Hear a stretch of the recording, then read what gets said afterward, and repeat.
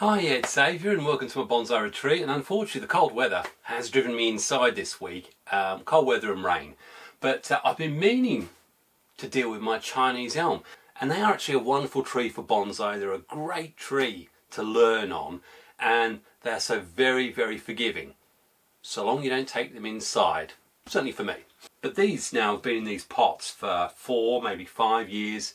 Many of these, and I've repotted a few last week. The root balls is an absolute state, and not only are they root bound, but I've also got to deal with the fact that a lot of the roots are rotting. So what are we going to do about that? Well, if that's something that interests you, keep watching. They are hardy, so you can be pretty rough with them. So let's get on with it, shall we?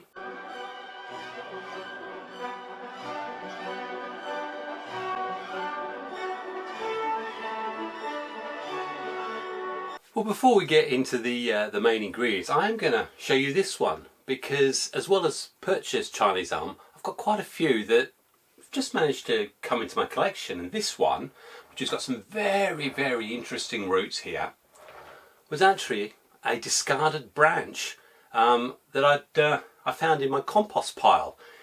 I don't remember how it got there. I don't remember even having something that it could have been composted from. But what I will say is it's self-rooted without any help from me, which is probably why it did root. And now we've got a really, really interesting Chinese elm. Before we go any further, I've got to say a big thank you to Adam of Chinese Elm Bonsai, who I think last year went on a big craze of making sulfuric acid, or, well, it wasn't sulfuric acid actually, it was lime sulfur. And I've got a little bottle of it here with his little label on it, and he sent that through to me last week. So really, Adam, thanks very much for that. So let's skip to this this first one. Definitely a large Chinese elm. Got an incredible root structure, but it's very tired. Look, lots of gangly growth, and you can probably see that I did actually start trying to create layers. And when I first got these, the first thing I did was hack them back really hard to just really base structure, and then a lot of this has just grown from there, but it's been ignored, so it's got a bit ropey and leggy. And right now this has kept all the leaves. I will go to town and I will push it right back again. So let's go on and do that now, shall we? And when I say right back, if we can see best there, we can see we've got these lengths that have come right out, and they've got leggy. And the reason why they've done that is because they're trying to search for light. We've got a dead one in here, although it's got a little bit of growth on there, but there's no growth closer in. And as you know, we want that growth close in. And there's only really one way to deal with something like that. You've actually got to look back, and I do an initial cut back, and I will take everything right back. And sometimes I'm not even looking at buds, I'll just, a la Peter Chan actually, where I'm just trying to get the profile roughly, and then I'll look back after that to see what's got. I'm not worried about whether or not the growth I'm cutting off has got leaves. Look at this, we've got great big lengths going up. Absolutely useless. I don't like the upward growth. Chinese elm, as you know, if you look at them, have got loads of bud points. So we have got the opportunity where we've got here, this is coming across, and I actually want it to go forward, so I'll actually remove that big bit there. And I will continue to just cut right back. Anything that's going back on itself, again, I'll get rid of. And I'm going to try and redefine a basic structure so that when we look at these, we'll be able to see the basic branches coming out, and then the spaces where I want the new growth to come from. And I want it to be a lot more tighter and compact. And as I say, the only way you can achieve that is by cutting back very hard. And you know, I remember when I first did this, I worried. I thought, oh gosh, if I'm cutting all this off, then it's never going to grow back and I'm going to have a dead tree. And do you know what? On 2 of them out of 25, that did happen. But that's because the roots had problems. It wasn't the tree. There's loads of energy in this. So I can go right to town and really take it right back. I mean, even if you look here, there's this long length here, and there's actually buds all the way back here, and you can see them. But I actually don't want these. Well, I do actually. I do want those. Make up your mind. Where we've got confusion, I'll just take it off. Where we've got extra big thick pieces, I can remove those and try and get rid of that. And looking at what sort of structure I've got in here and whether I like it or not. Well, many of you will think, wow, because you saw what it was before and this is how it looks now. I've reduced it to a single main branch with some movement in it, with a little bit of branching off the side and just a couple of bits of green. This is actually longer than I wanted, but this is an example of just how hard back I will go on a branch. And if it helps at all, that is all the material that came from one branch. And yes, I could quite happily plant those up, which is what I used to do, and I wouldn't even bother putting rooting hormone, normal soil, and the chances are 8 out of 10 of them will root.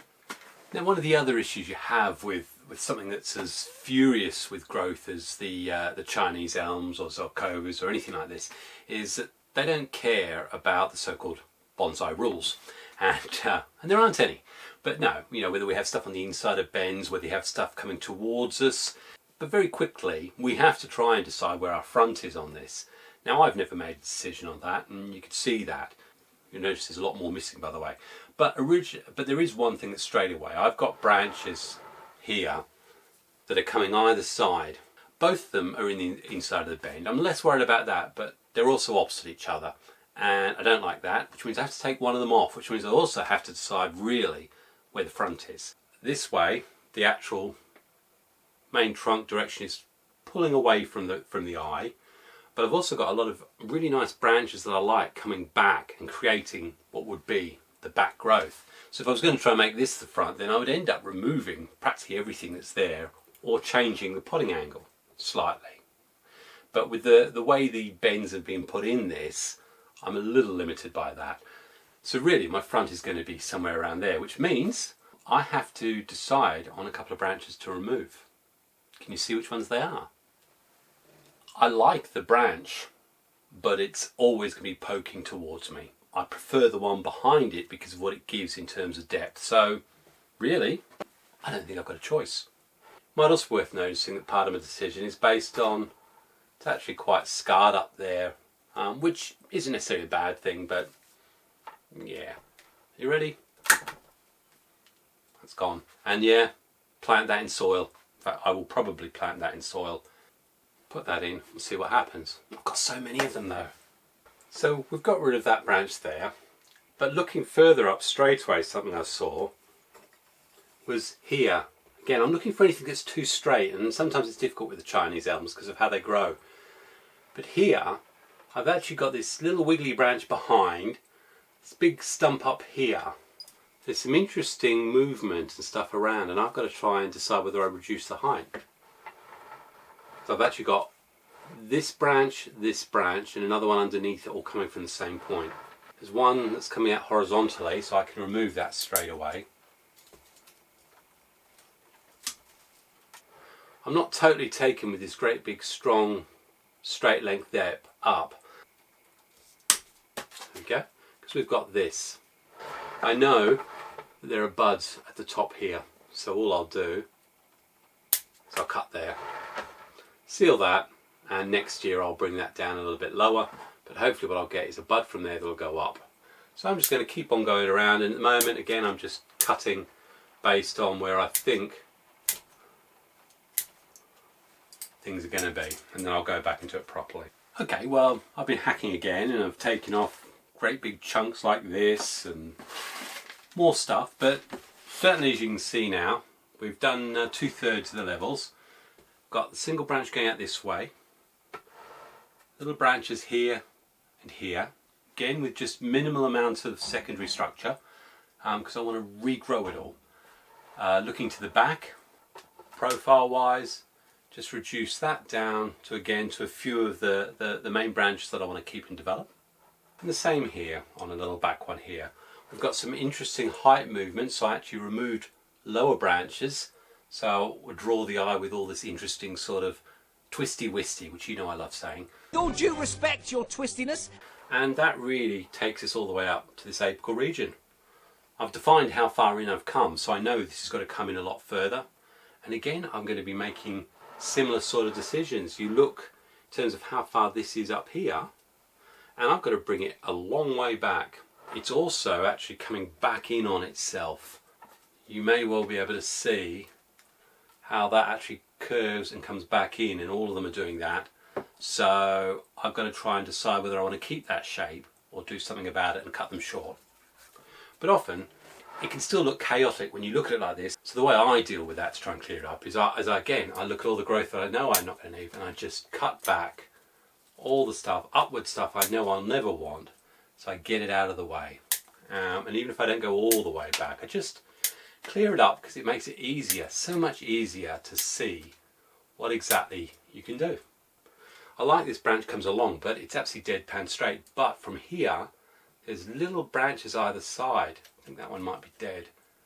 So it's just about looking. I mean, if you look at this one, it's actually two branches from the top. One's coming this way, one's going that way. I'm actually going to remove this side one.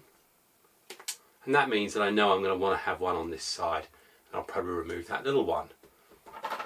We've also got this one here that's coming all the way back and across. Certainly don't want the height, so maybe we'll just leave it like that.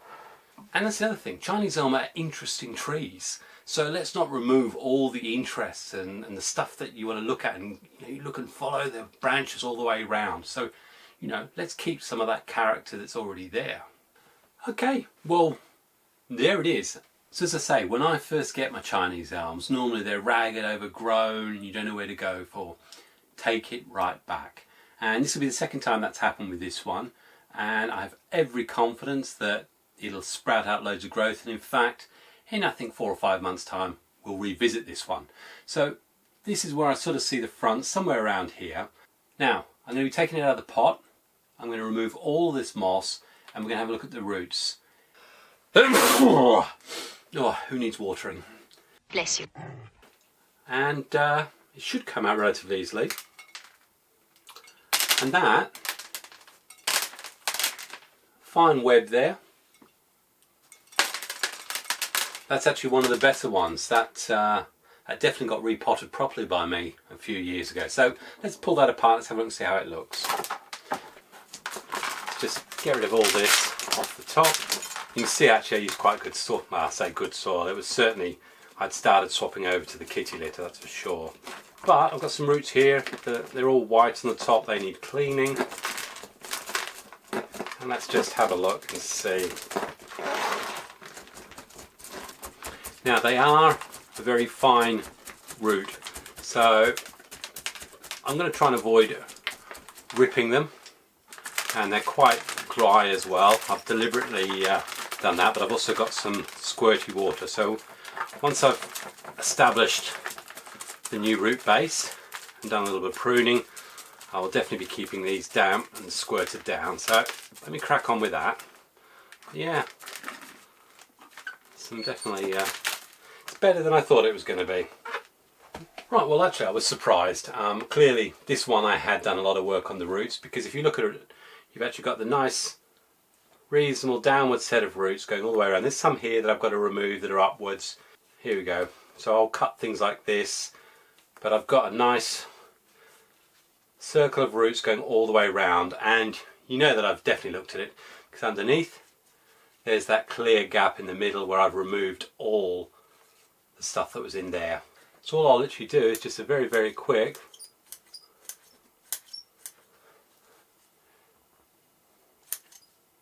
cut like that, and then just pick up some little things. I don't want the ones up here, so I'll just get rid of some of the roots that I'm really less inclined to have. This grape mat is going across, so we'll cut it back and things like that. I need to keep spraying them, because what we don't want is all these root ends to dry out and die. So that's all cut down, nice and moist, and the pot I've picked is actually very, very nice, straightforward ceramic that I got from Doncaster Bonsai Extravaganza, and I got 2 of these, and they were reduced from 36 down to 25. Very, very simple, but I like the colours, and I think with the greens of the Chinese elm, it'll look really nice. So all I've done, screen wired down into the bottom. Now the reason why I wire the screens down, and again it is about personal preference, but I find when you start putting the soil in and start jiggling the tree around, loads of times I've actually pushed the screen off to the left or to the right, and then the soil comes out.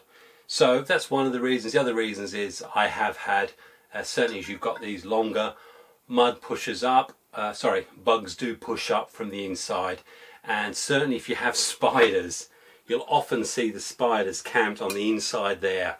So, you know, it does come in. I like to know it's secure, and that's the reason why I'll secure the screen down. I will secure it, but I know that one wire will do. I will use a little bit of air hosing just to secure it so that I don't go too deep into the roots. But the wire is going to go across the base there, hold it nicely. So that's fine. I'm happy with only one securing wire.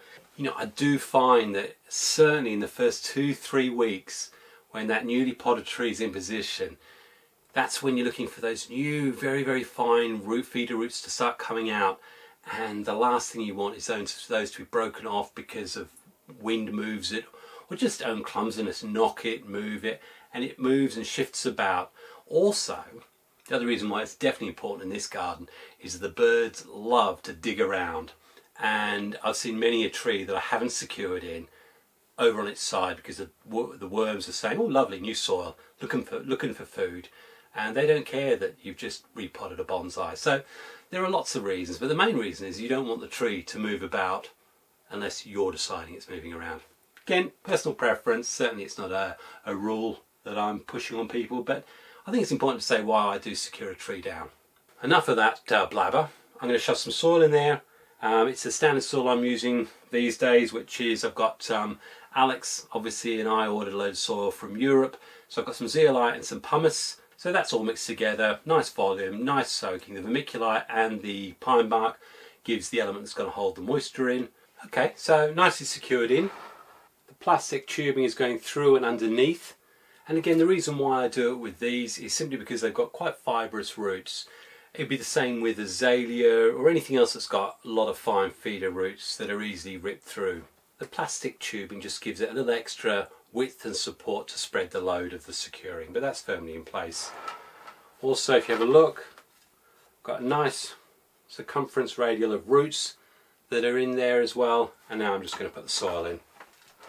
So say the mixed size, about 4.5 mil, which for a tree this size I think is absolutely perfect. And just finally work it all in. What we don't want to be doing is breaking roots. If we can avoid it, just filling in those air pockets. So anyway, you've seen this loads of times before. And what I will say, I've also got the Oceana slow release root pellet feed or whatever. Well, there it is, nicely seated. Front's pretty well where I want it. I've probably got it slightly wrong, but that's not an issue. All the branching's been cut back to basically the primary, very early secondary structure which I want. I'm now going to let this one go to town. I won't prune it again until later in the year. I want all the new flushes to come right out, lots of strength, feed the roots, and as I say, I will probably look at this again in late summer maybe. So we'll give it a spin. Very, very healthy, and for those of you who are unsure whether your Chinese elm's healthy, we've all heard about the scratch test. Just scratch the bark a little bit. If you see green, then it's fine. These stay outside for me. So that is how I deal with a shop purchased Chinese elm to get it back into shape, to get the roots right, and generally to rebuild the structure. You can go hard on these. I've got 3 or 4 more that I'm going to work my way through. I'll show you the beginning and the final, and hopefully that'll do you for Chinese elm this year. And before we go to the next tree, That's what came off it. Absolute tons. And if I wanted to, I could go to town, cut all these down to nice little sort of 6-7 centimetre cuttings, plant them into a big bucket, and I'd get loads of cuttings from them. I'd get loads of rooted cuttings from them. Okay, well, rather than slipping back and forth, this is the second of those big ones. Again, probably 15-20 pounds. I think it's 15 pounds. And this one was put in this pot definitely 4 years ago. And this one, I'm definitely going to be putting this into a nicer style pot because those roots are just fantastic. Again, I've got a good feeling that the roots on this are fine, so I'll just be clipping this right back. Same principle that we saw on the first one. And about the only difference will be, hopefully I'll find it in a much nicer pot. So, hey presto, I think on the count of 3, we're going to see how these all look done and dusted. 3, 2, 1. It's another hour and a half later, and this one I definitely had to go to town with. I didn't think there was anything I could show you by the roots, but what I have shown you is I didn't go hard on the roots, I actually went hard on the structure. This is going to be a real problem tree, so it's actually gone back into a pond basket because I wanted to put on loads more growth so I can make a decision about potentially what I can lose. I've still got the 4 roots down the bottom there, but yeah, I think it looked better before when it was all shaggy and over the top, but I might just get pads out here, develop here, and then obviously stuff over here. So that's that one. This one obviously is very, very similar to the one you've just seen, and all I've done is gone extremely hard again on the branch structure, looking at completely redefining what the structure is going to look like, but it's going to be a lot neater, a lot cleaner. Yeah, I'll just wait and see how it responds, and again, hopefully I'm going to really surprise you in a few months' time when you see just what sort of response it gives. Anyway, that's the Chinese elms done. I very rarely go to this extent with something like Chinese elm, but you know what? They're the sort of thing that you can pick up for your indoor trees normally, sort of thing you're going to have in your nurseries or the garden centres, and just wanted to show you that you can go hard on them and they will reward you with some cracking growth. So anyway, I have hoped you've enjoyed seeing how much I've hacked these Chinese elms about, and if you have, big like, and if you think anyone else will enjoy it or you haven't yet subscribed, then please, I ask you, please subscribe and share on other social media. I don't use any other social media, so I'm reliant on yourselves to do that. And guess what? The Google algorithm absolutely loves it when it gets shared on Facebook or shared on Twitter, or is it X? Goodness knows, I don't know. But that's how you can help me. All that's left for me to say is I fully believe these are going to come back green and beautiful in another few months' time. You just have to come back and see. So, happy bonsai and God bless. Cheers.